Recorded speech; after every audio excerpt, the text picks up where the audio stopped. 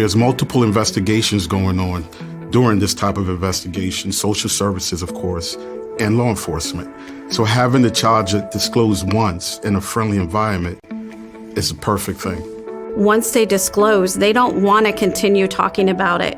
Before children's advocacy centers, children would have to go to many different agencies to be interviewed. Professionals weren't working together and children were having to be interviewed over and over, presented major problems for the child and also problems for the investigation. They can tell their story once and it's recorded. They don't have to tell multiple agency partners, which is very, very important. The interview takes place in a separate room, just me and the child. But the child gets to meet everybody involved. She knows that we're watching. She knows everything that's going on.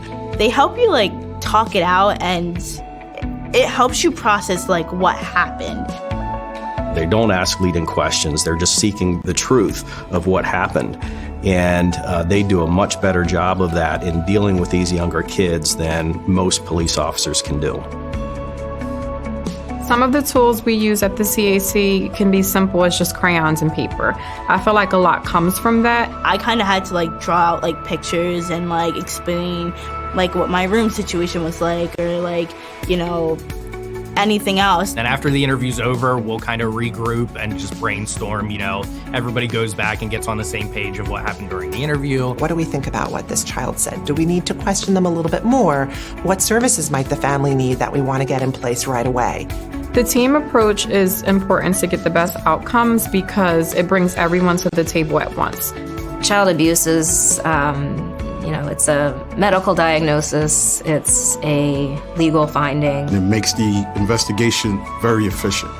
It's really important for the investigating officer to know what Children and Youth and Families Services is doing, what the prosecutor is doing, what charges we think make sense based on the interview. I'm not a DHS worker, so they can share light into their investigation, and vice versa. They're not a criminal investigator, so we can kind of go back and forth and share information. After the interview's over, we'll kind of regroup and just brainstorm.